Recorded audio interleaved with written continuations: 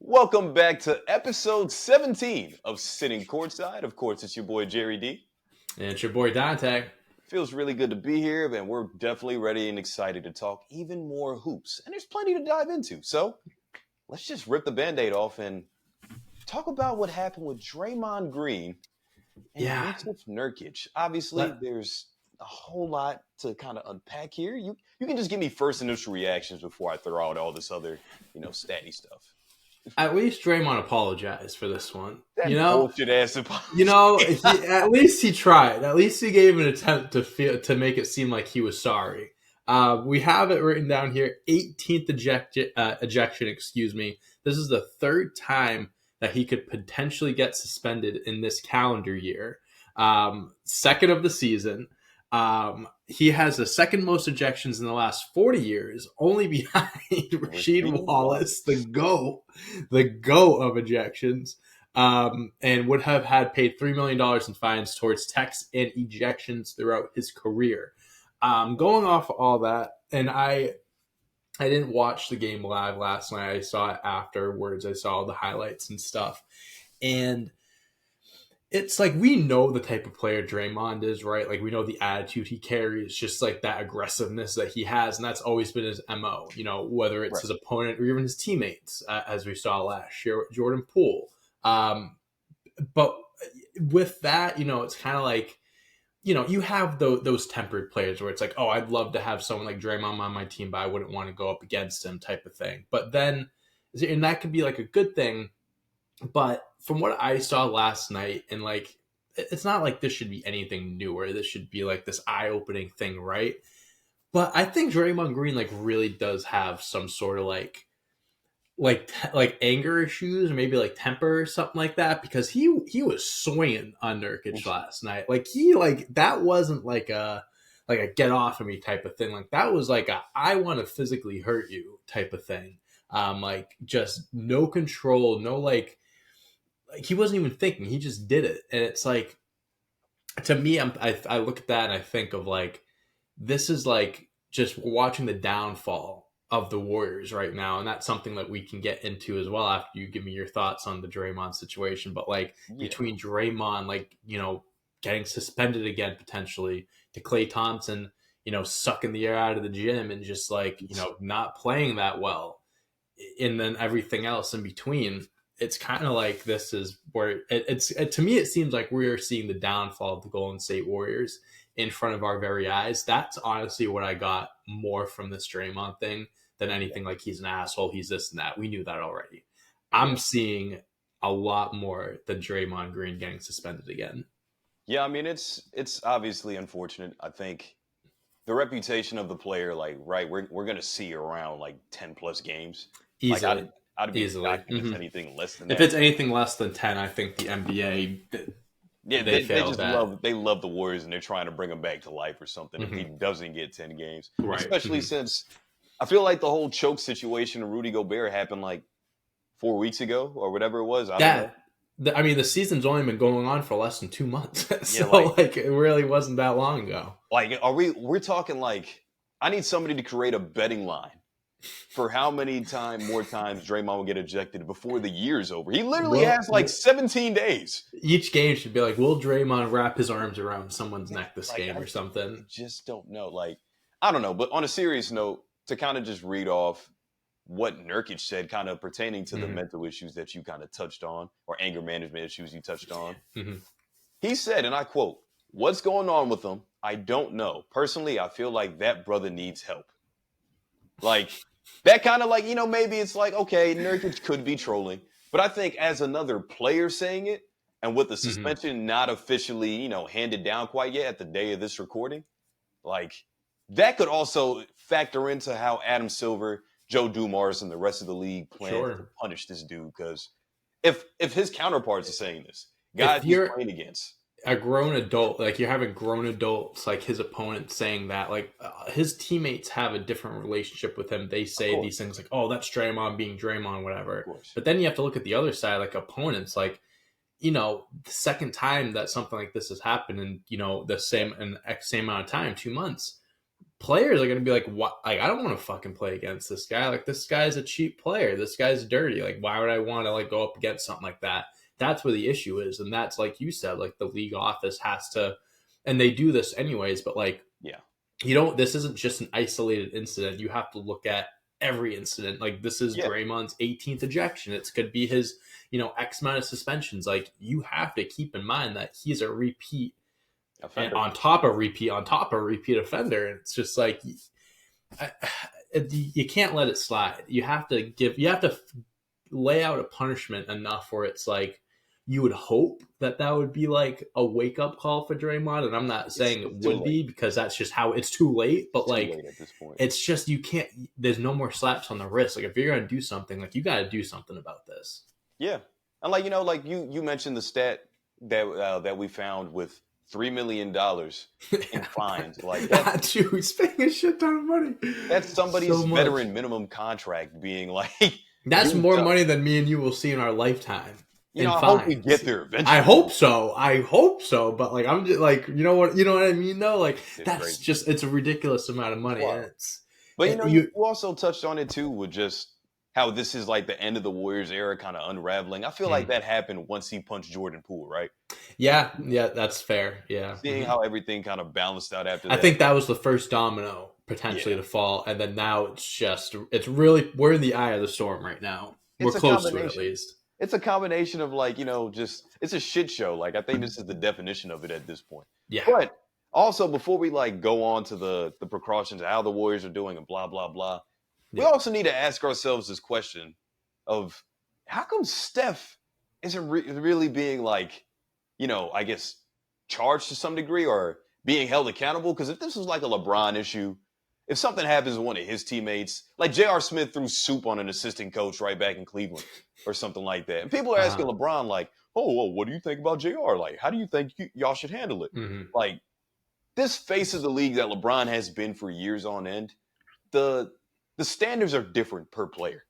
And people like to say, like, the 2010s was ruled by Steph, not so much LeBron, because he also won 4 championships and yada, yada, yada. Be that as it may, the expectations on the level of stars are just different, even between LeBron and Steph. So it's a little weird that they haven't, like, asked Steph what he's going to do about it. Even though it's not directly his responsibility to handle it, being the best player, being the leader on that team that he is, it's kind of like, why not question him about something that his teammate is doing, that he's won championships with, been to hell and back with, also been on the top of the mountain. So it's just, I have a lot of questions just about that, in general. Just nobody tries Steph. Nobody ask him for the same type of like confirmations or reassurances that they do out of like a LeBron James or even a Michael Jordan or a Kobe Bryant. Right. Back then. Yeah, I think LeBron, goes with being said, he's always been like held in a different light, like, so much higher than all these other superstars, even to this day, in his 21st year. I just think that just like comes with the weight that he's had to carry his whole career and just being, chosen as, as the chosen one and stuff like that. And where it's like, he has a different reputation, where for Steph, he doesn't have that reputation. Like, he doesn't get as much hate. He doesn't get as much, people coming at him, this and that, whether it's because, the LeBron Jordan debate, I think, turned a lot of people on LeBron and like all this and that. But I think Steph just kind of, he never was in the same light as LeBron, where like he needs to be questioned and pressed for these stuff. So I'm not saying that he shouldn't be. I do agree that like he should be questioned and like, like, have you talked to Draymond? Is this something that you should talk to him about so he doesn't ruin the rest of the season? That should happen. At the same time, it's like, someone like Steph, like when your teammate or someone just like full blown starts like, striking people, choking people, it's like, you can, maybe he has said stuff on the side, but like, what else can you do? Like when he just does something like that, like, Steph, it's same thing can be said with LeBron. If something happened, like there's nothing he can do about it. Like his teammate just went wild out and he just punched a center in the face. Well, let's say it's not even something that dramatic. Like LeBron hasn't, well, to my knowledge or memory, unless it's just failing me right now, has had a situation where one of his teammates had an outburst quite like that. Sure. But more so if Anthony Davis plays bad, which we know he has, the roller coaster kind of performer that he is, Uh, right? I feel like he has this bad game, and they go up to LeBron and ask, "Are you worried about Anthony Davis? Do you think right. he can stay consistent, or whatever Hmm. it might be?" But when it comes down to Steph, That maybe doesn't I just happen. haven't seen exactly. Like maybe I No, I haven't get seen what the you're press saying. conferences about Klay Thompson stinking up the joint because he was benched last night in the crunch time, or with Draymond Green and what's going on. Like maybe with Jordan Poole, I think I do remember them being asked about the culture of the team, yada yada yada. Sure. But notoriously, it doesn't happen consistently for guys like Steph. There is levels to it, but Hmm. those are also the same fans and people that want to put Steph on LeBron's level since he has the same amount of And championships. if you want Steph to be in that upper echelon of players, like why isn't he getting that same treatment? No, I get it. Yeah, I get what you're saying. I'm not disagreeing. I think LeBron is just he's just like the godfather of the NBA at this point. And it's just like he'll be asked about Kristaps Porzingis didn't get shot 0 for 8 from 3. They'll still probably ask LeBron after his game, what do you think about Kristaps going 0 for 8 in the 7 o'clock game earlier tonight that you probably didn't watch? That's just LeBron's like thing. Like that's his reputation. I get what you're saying. I agree with you. I definitely do think that this is it's a Draymond issue, but I think at this point it's an organizational thing, and they need to work on this as an organization, as a team, especially if they want to compete this year. I At this point I don't think that they will be, but like they obviously still have something there. They have their core there. They know how to win. They can flip the switch. That can happen. But right now, it just doesn't look great in Golden State. It just doesn't. I'm not gonna lie to you, man. I think Golden State's cooked. Like, Yeah, no, I'm trying to give them the benefit and be like, oh, they've won before, they can do it. But like we've said in the past, Greg Popovich has won championships in San Antonio, and now they lost 17 straight games. So like, what does that mean? What has your past success done for me now? And right now, that's not doing much. So we'll see what happens with the Warriors. But right now, I think there's not a lot of great things going on there. It'll be interesting to see how the season unfolds for them. oh yeah, hey, you know how sports are. It's all about what have you done for me lately. Mm-hmm. And yeah, the Warriors have won hella championships that Warriors fans should be satisfied for the rest of their respective lifetimes. But that's not how we operate. That's not how sports fans operate in general. Like, Kevin Durant ain't walking through that door. Andre Iguodala ain't walking through that door. Not this year. Not this year. but speaking of walking through doors, I have some concerns about one man fitting through one. Ooh, Apparently, ooh, with the wide load coming through, Jerry. with the Coming reports. through. Hey man, that was a good one, wasn't it? I give my props on that. But how about some Zion Williamson talk here, man? Mm, There's been a lot of you know very troubling reports if you're a Pelican fans, but also just a hoop fan that wants to see yeah. the kid do well or just play at a high level that we know he can play at. Oh, But apparently, the yeah. reports are saying that he doesn't want to listen to his trainers or nutritionists about dietary plans to actually better his body, maybe chop off 10 to 15 pounds or whatever it is for actual playing weight, like how we seen Mm-hmm. him last year. There's also guys like Shaq and Charles Barkley saying that he doesn't run hard, he doesn't try to create for himself or others. Charles said Zion looks like him and Shaq had a baby. Yeah, it's A little combination of both. Didn't he his trainer or dietitian like quit or like get fired like at some point this year or something like that, or like in the off season? I thought I saw something like that because there was a an old trainer of his that posted something on his Instagram story or something that was questioning his weight, and it was just like it seemed like he was taking a shot at Zion and his ooh, current trainers and stuff. But regardless, yeah, I before I give my 2 cents, I just kind of want to give. I want to say this quote word for word that Stephen A. Smith said on First Take because it is one of the best quotes that I've actually have heard on live television. yes. Um, Stephen A. Smith, he goes, "I'm not exaggerating. I'm quoting people. You got chefs in New Orleans who love him. They're looking for him. Every chef there wants to meet him. The word out on Zion Williamson is that he'll eat the table." What does that mean, Stephen A. Smith? That's just a crazy quote to the point where the next day, apparently, Stephen A. Smith said that Zion's stepdad called him talking about it and stuff like that. So he was just kind of like clarifying, like, we want you to succeed, talking about like I meant it, like I said he looked fat, I meant it, I'm not stuttering. If you're listening, we want you to succeed, whatever. It's just a it's It's an unfortunate situation because this is something that's controllable, right? It's not like Zion Williamson's been out the last few years, or he's had his injuries and stuff like that, and those types of things hold a player back from being on the floor, being healthy. But when you have something along the lines of weighing too much or being too big, that's just having no self restraint, and that's just having no self control, where you're doing something that you could easily stop. You're doing something that is, you know, your career isn't going in the right trajectory because of what you're doing, the decisions that you're making on your body. And it's, putting yourself in the bad limelight. It's making you unhealthier. It could lead to, this or that, whatever, more stress on your knees because you're already a big dude, you're a high flyer. I don't know. I don't feel bad for him. I guess I don't feel bad for him because this is something that he can control. Like I said, he should be on top of. He's a professional basketball player. This is his job. But yeah, it's just I don't get it how it keeps it's like one day he's he's gotten huge and stuff, then he starts to look skinny again, then all of a sudden he got big again. So it's like it's been a weird timeline.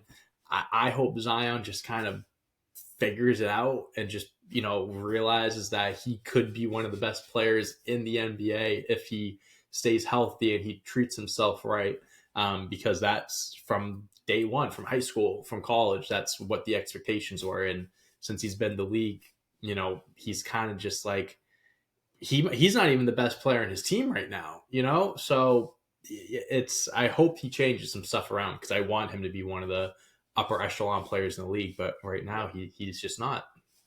Yeah, no, for sure. I mean, the thing is, I don't think I really have much else to add to anything you said. I mean, it's disappointing. I just look at it from a disappointing. Standpoint. That's a good word for it. It's like your parents, like they saying, "I'm not mad at you. I'm just disappointed. Like Yeah, you're still playing good, but I'm disappointed because you can be averaging 30. You know what I yeah. mean? I don't know. I just feel like if I was in his shoes, which clearly I'm not, but if I was a freak athlete, 6'6", playing weight should be around 275, 280, or whatever it is, whatever the goal Mm-hmm. is out for him. I don't have any other responsibility but to play basketball and get better at basketball and also train my body to make sure that I'm fit for Mm-hmm. basketball. Because, hey, guess what? I signed a contract that states I get paid as long as I do what I need to do on and off the court, which is winning Mm-hmm. games, making an all NBA team, possibly getting to the playoffs, the Western Conference Finals, or however far you can take them. But you're just not doing those necessary steps prior to actually playing where you're supposed to be dedicated to this shit for the rest of your life. Like maybe we just Yeah. don't get it because we're not pro athletes, but I feel like to some degree with my mindset, if I was a pro athlete and I knew I was good enough to play on that level, I am going to follow the LeBron route, no matter what sport I play. But the fact that you also play basketball and you see this man spends $1 million+ on his body, but he's also a billionaire. Yeah. And you could Mm-hmm. be in that same kind of realm if you do the same kind of things because you have that similar type of freakish athleticism. LeBron's a unit. He's 6'9", 260 or 250, whatever. You're a unit. You're He can 6'6", do this. Yeah, I 300. was gonna say, yeah. Like, you Yeah. guys, both LeBron and Zion, are physical specimens that don't walk through the NBA every 25 years. It's Yep. like every 50 years or so, we're going to see some crazy anomaly that could be built up like that. Like Wembanyama, right? 7'4", but Sure. dribbles like a guard. Like those are types of players, archetypes that don't come through often. We see the 6'2" point guards, the 6'5" shooting guards, the 6'10" center, whatever. He's 6'6", 290+ pounds, and he could move like a LeBron or like a Derrick Rose in his prime or whatever. So the fact he's not taking care of his body is why everybody on social media throws the man under the bus because, Mm-hmm. dude, you're getting all this money to hoop. You're getting all this money to spend it on McDonald's and fast food and pizza and all that shit. I read it's disappointing. Like all these things you said in your contract, you're supposed to perform on the court, take care of your body, make an all-star team, an all NBA team, make the playoffs, this and that. Those are all so easily accomplishable. Like you can easily do that, and it's like we're not professional players, so it's like we can't put we can't put us in their shoes, right? But it's like Right. you have one responsibility. It's One like job. I don't get how I get it. Eating good food, you're in New Orleans. There's a lot of good food down there, a lot of fried food, and I get it. Like it can be tempting sometimes, and all that stuff. I love eating unhealthy, greasy fried food. It's amazing, but it's terrible for you. So you have to have that self restraint, which he clearly doesn't. And it's like I'd like to think if I was a professional athlete like Zion, and I'm in his position where I know the talent I have, I know the potential, I know where my career can take me if I keep doing the right things, I wouldn't be even near sniffing fast food, all this Oh, dirty, greasy food. It's just like it's a sacrifice, but like the payoffs are so. Be like Charles Barkley, play in the NBA, be one of the strongest, fittest, crazy athletic guys, and then blow up like a balloon when you're done, and then do Weight Watchers, and then do this whole ad thing when you're in your 50s, 60s. Go down that route if you want, but like these are the years where you're supposed to be, again, taking care of yourself, doing everything you can to be successful and get more money. So when your career's over, do whatever the fuck you want. But like now, it's disappointing. It's disappointing. I got two things. Two things I'm gonna say. Mm-hmm. One, cheat day is supposed to be one day, not every day. Yeah. Okay? Have one. Limit him to one day a week where you can have a few large pizzas and That's some fine. whatever. Even the Rock has a cheat day, and he looks like Zeus. Like I don't know. Yeah, I think he might be on something, but well, that's for a different episode. But yeah. Secondly, Zion is so damn talented that he could not only be the face of the league, but he could take the Pelicans to the NBA Finals or to Yeah. the Western Conference Finals to Yeah. match up with a team like a Denver Nuggets, the LA Lakers. They are that good when he is Yeah. healthy and ready at his good playing weight. That's how talented Zion is. You said he's not the best player on his team, and it's like bullshit he is. He just doesn't act like it. Right. No, I mean he should be, but like he doesn't look like it all the time. He really doesn't.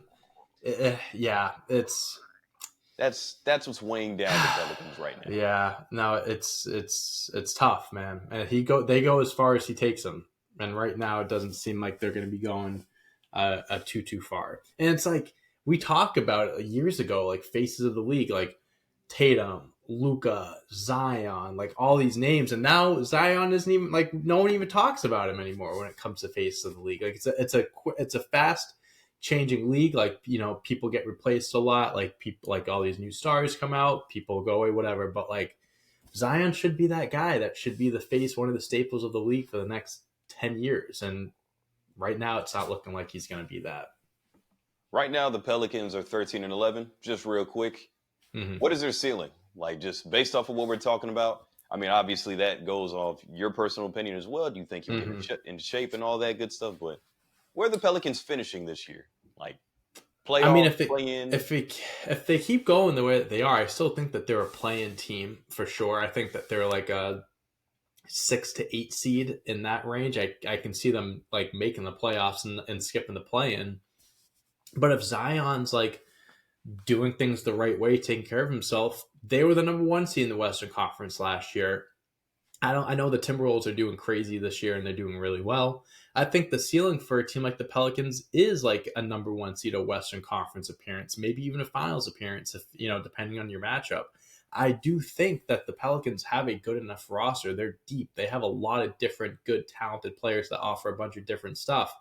And you have, Ingram there and CJ McCollum, 2 other 20-plus point per game scorers. Like, you have everything you need. You just need to put the pieces of the puzzle together. And the biggest piece, literally, that you got to put in here is Zion. And once that figures itself out, I think the sky's the limit. But right now, I think that they're nothing more than a play-in borderline playoff team. That's fair. I mean, you talking about him being the biggest piece. He's looking for the last piece right now. So I just he need probably ate it. He may have ate it. That's why they're looking for it still. Just please, Zion, for the love of God, just slim up, man. Not please, man. Just lose a few pounds, 10, 15 pounds. That's it. It's literally in his contract that if he hits a weight goal, that he could get. It's like $198 million deal that could turn into 200 plus. Don't even tell me that. Don't even tell me that. Okay. Make me even more upset. Calling all basketball fans. Do you want to save time and eat healthy while enjoying the thrill of the game? If so, you gotta try Factor Meals. Factor, America's #1 ready-to-eat meal delivery service, delivers fresh, chef-prepared meals right to my door. So I can enjoy delicious food while catching the game without spending hours in the kitchen. You can choose from a variety of cuisines and dietary preferences and get your meals delivered right to your door. No cooking, no cleaning, no hassle. Just delicious food that fuels your body and your mind. With Factor, you can spend less time in the kitchen and more time worrying about your fantasy roster before the game. Factor meals are made with high-quality ingredients, natural flavors, and balanced nutrition. They are perfect for basketball fans that want to eat well and win big. Simply choose your meals. Enjoy fresh, flavor-packed meals delivered to your door. Ready in just 2 minutes. No prep, no mess. Factor meals are the ultimate game changer for basketball fans. Order now and see for yourself. Head to factormeals.com/CPCourtside50 and use code CPCourtside50 to get 50% off. That's code CPCourtside50 at factormeals.com/CPCourtside50. That's code CPCourtside50 at factormeals.com/CPCourtside50 to get 50% off. Speaking of the Pelicans, and also another South Carolinian that we're about to touch on here, Ja Morant. I feel like everybody's kind of like, forgetting about him. I know he's doing like his trial case for beating up that high school kid, but he's set to return December 19th to actually play versus the Pelicans on TNT. And again, I just feel like this has been a super under the radar, like, Ja suspended 25 games. We kind of forgot about him. You talk about faces of the league. Ja Morant just costed himself over $200 million as well, since he won't be able to make an NBA team this year since he can't play, these first 25 games. But just overall thoughts. What do you think about Ja's return? Any questions, comments, concerns about it that you might have? I just wish the best for him. I hope he stays on the right track. I hope he comes out firing. I hope he is, comes back as the player that he was before, if not better. The Grizzlies right now are 6-16, right? They're the 13th seed. And I saw this tweet, ESPN or whoever it was put out this percentage thing of like teams, the percentage to make the postseason or whatever. And they had the Grizzlies at 0.4% to make the playoffs, right? All right, here's my issue with this. So we're 22 games into the season, right? They are 6 games behind New Orleans for the 10th seed. And 6 games, I get that. Like, it's not like the smallest number in the world. There are 60 games left. You're telling me you don't think that the Grizzlies, with Ja Morant coming back, could potentially catch up 6, like cut that gap of 6 games and make it to the play-in? That's crazy. I think 0.4% is a ridiculously low number. Kind of like when it's the same shit. Like when the Celtics and Heat were in the playoffs, they said the Heat have a 3% chance of winning. What the fuck are these numbers? Where are we coming up with these numbers? This is ridiculous. This is stupid. But besides the point, I think Ja Morant will be a much needed, spark on that team. Obviously, they're the 13th seed. Like I said, 6-16. They are not looking good this season. A bunch of moving pieces. Jaren Jackson has been playing his best basketball, even though he has had some games where he has, scored like 40 plus or whatever.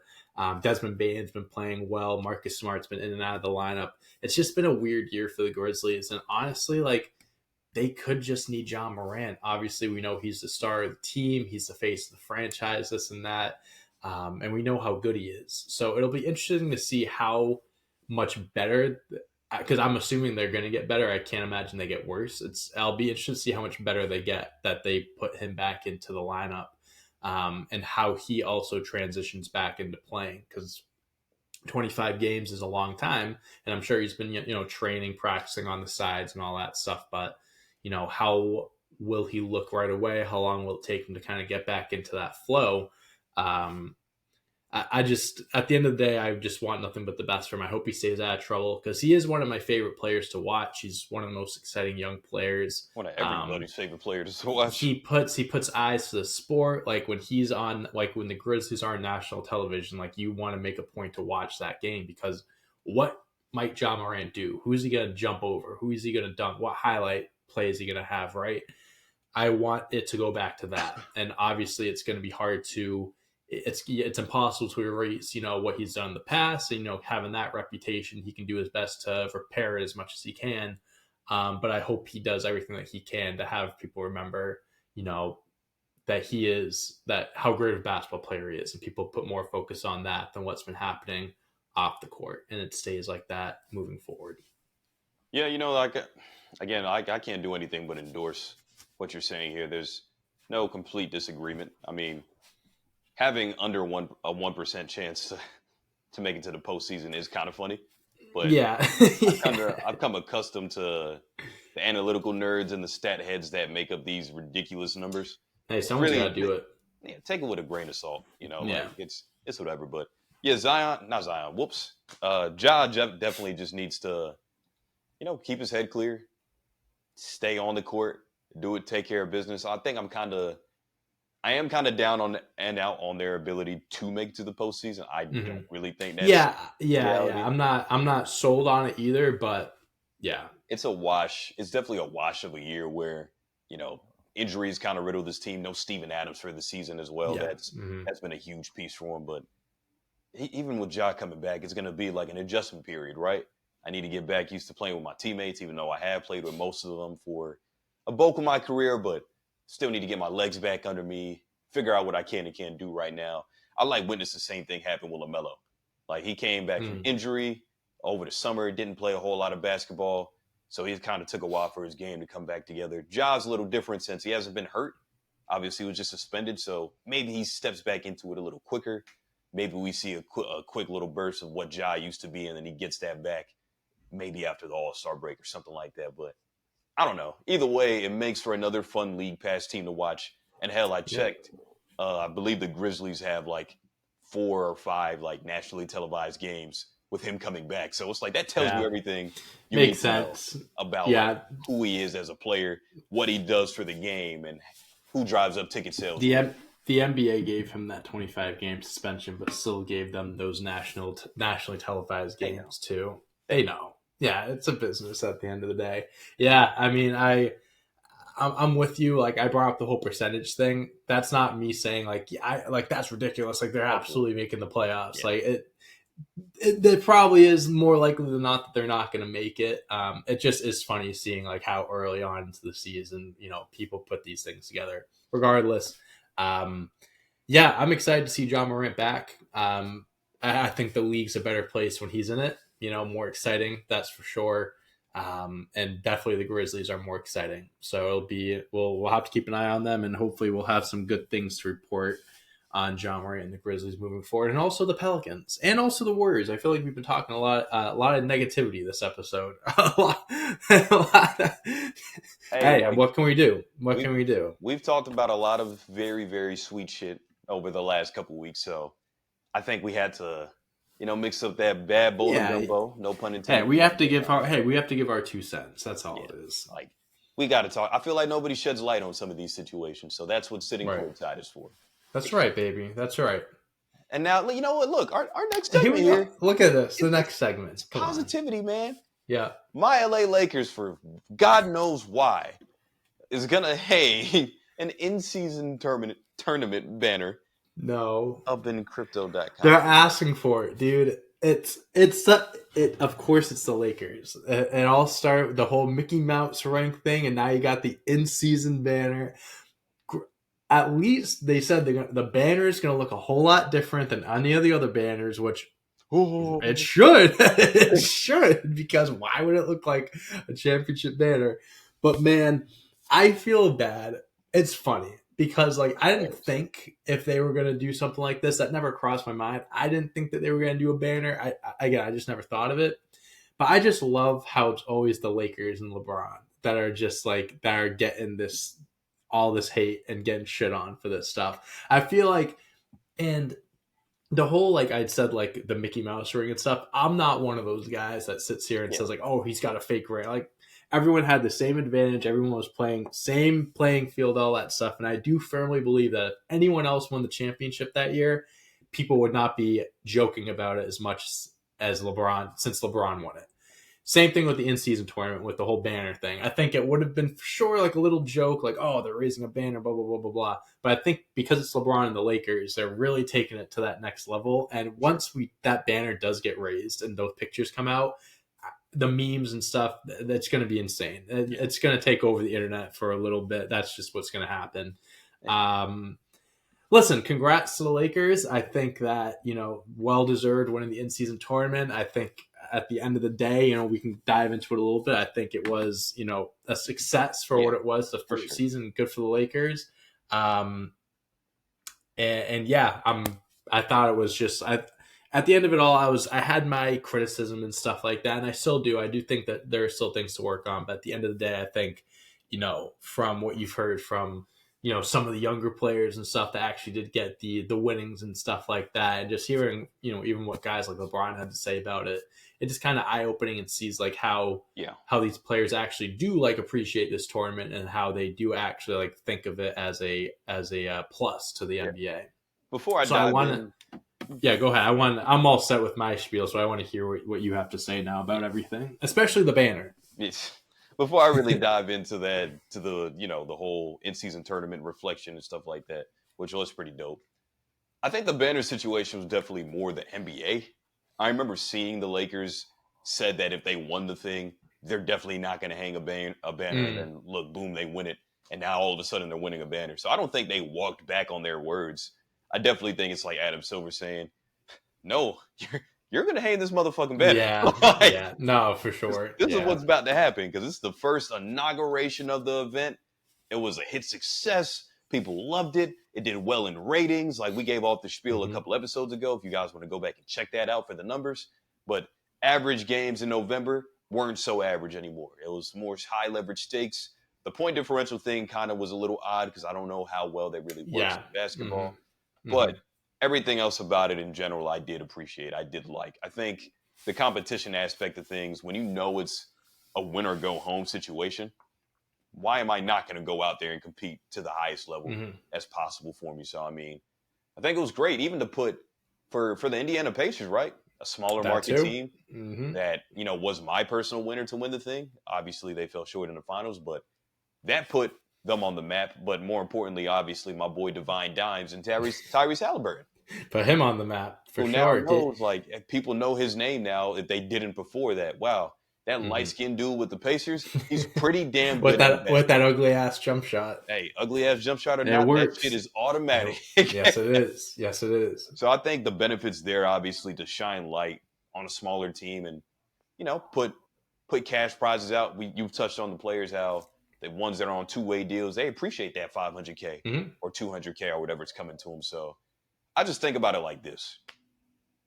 Some of the most competitive players that we think about in NBA history, like an MJ or like a Kobe or whatever, LeBron, they would have thrived in this type of situation, especially MJ, because you know how much the man loves to gamble. It's extra $500K to like, oh, you know what? Hell yeah. Like, I'm going to go out here and ball out. Like, my Bulls taking it. Like, I feel like if this is going to be a thing for the foreseeable future, tweak it a little bit for some of the problems that we had with it already in the past episodes, but it could be a mainstay for like, years to come. I think I agree. Giving people the ability to actually compete with the NFL and college football in their thick of the season. And you're at the start of your season and you reach new heights. So again, congrats to Adam Silver for being able to accomplish. He's a genius. Yeah. I don't care what anyone says. Best commissioner in sports. I'm sure it's also not that hard to be the best commissioner in sports. Roger Goodell, Rob Manfred, and the guy, I forget what the hockey guy's name is, but Adam Silver, much respect to him. I mean, you looked at it from a business financial perspective, the ratings, like you said, these like the boost you saw in November, and also for like the actual finals and stuff, they were seeing ratings that they'd see on Christmas Day, higher than Christmas Day, and that's massive. And also, I read this tweet, and it's also something very interesting.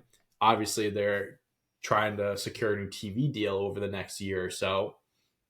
This in-season tournament was a huge selling point because they might sell the in-season tournament as its own separate thing for like a platform or a streaming service to have this. So the success of this is massive for the NBA because one, they made a shit ton of money now. They're going to make even more money off it. And because of that, maybe moving forward, I was critical of the prize being like money and stuff like that, like at the beginning. But after hearing, like we talked about, like all these younger players and stuff and how like this is a big deal for them, like now I see it like, okay, maybe to me it was like, oh, like why do the players that make millions of dollars need more money? Like how is that a good prize?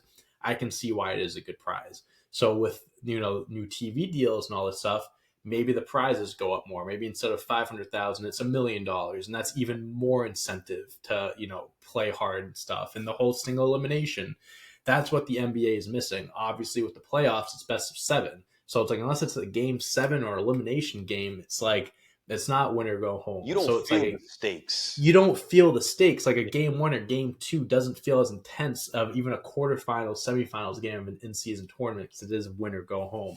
Yep. So I really like what Adam Silver did. I like what the NBA did. Tweak a few things, the point differential thing. I definitely think they need to figure that out. Maybe some things with the schedule. There's a few things that they need to tweak, but I think they have the groundwork down. I think they nailed it the first year, and it's only going to get better. That's what I think. And and also the other thing, like you mentioned, it gives a platform for these smaller market teams and these other players like Tyrese Halliburton, who had before the in-season tournament for this season had 1 or 2 nationally televised games. Now everyone knows who he is, and now people are putting him in the conversation of being one of the best guards in the NBA, which he should be. That's the recognition he should be getting right now. But he would not have gotten that if it wasn't for the in-season tournament. Yeah, no, I can't endorse that anymore. I just want to touch on the TV deals that you spoke about, though. Mm-hmm. Think about how like NFL Sunday Ticket or something is like all over YouTube TV, or they have like the Amazon Prime partnerships where they show their Thursday night games or whatever it is.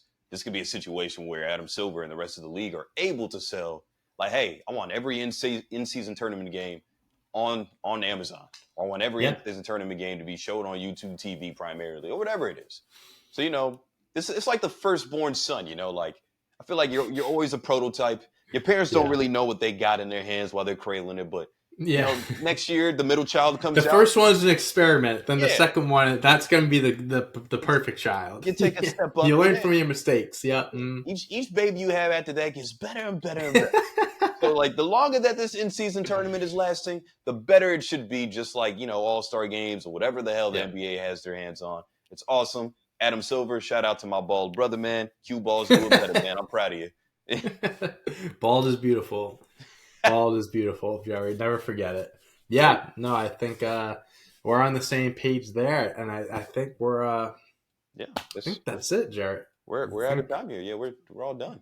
Time's up. Yeah. Do you have anything else you want to throw in there before we close it out here? NFL playoffs, man. I'm excited for, my mind's always in football, even if it's in basketball as well. So excited to see who ends up with the overall 1 seeds in both respective conferences. But other than that, I'm excited to see Bill Belichick coach his last few games in New England and get out of here. Can't wait. No tour. No, like, I'm about to leave New England tour, like for Kobe or, how it was for D-Wade. We're not getting gifts for Belichick.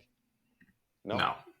No, his gifts were the 6 rings that Tom Brady brought him in the 20+ years he was in New England. Hey man, those are his gifts. The dude can still coach. He just can't be a GM. He can't be a GM. No, and that's if it came down to it, and Bill Belichick was like, I'll step down from GM, but I'll still stick around and coach. I think I'd be okay with that. But if that can't happen, I'm sorry. We got to get his old ass out of here. And the guy's stubborn as hell. The guy's like 20 wins away from the record for most wins of all time. He ain't retiring until he gets it. Oh, my God, he needs it. You kidding me? That's the one thing he'll be able to hold ahead of everyone. Be like, oh, like Tom Brady led you here. Like, oh, I got the most wins of all time. So, blah, blah, blah, blah, blah. Hey, well, I believe that he only has 1 postseason appearance since Brady. He's under he 500. I have 2 things to look forward to after the season. 1, when Bill Belichick will be let go, and 2, who they'll mess up and draft this year. Who they'll fuck up. All right. I have 2 things to look for. I know it's happening, so at least I can I'm getting ahead of the curve. Dante. Anyways. Anyways, thank you guys so much for watching. Please make sure to like, subscribe, check out all the other videos on this platform. If you're listening to this audio version, please make sure to like all that good stuff. Give us a 5-star rating. That helps us out a ton. If you want to check us out on YouTube, subscribe to our YouTube channel. If you're on YouTube and you want to listen to the podcast version from you're on your way to work, at the gym, taking a shit, head over to Spotify, Apple Music, wherever you listen to the podcast. It's there. Follow us on TikTok, Twitter, Instagram, all that shit. You can. I need to start writing this down because I'm just like freeballing it right now. And then put in the comments, what other, games you want us to play, topics you want us to talk about. If you want to agree with us, disagree with us, whatever it may be, head over to the shorts so you can watch more gamified videos. Like this is like the 3rd episode that we've done this where it's just the podcast. All the games and stuff are on shorts. Check us out there. Thank you so much for watching, listening, all that good stuff. We are growing each and every week. We're very excited to see how much we are growing. We appreciate each and every one of you for watching and supporting us. And yeah, that's it. Shout out Andrew Bynum. We'll see you next week for I don't have an 18 at the top of my mind right now, but we'll have one for you next week. So until then, peace out. Peace.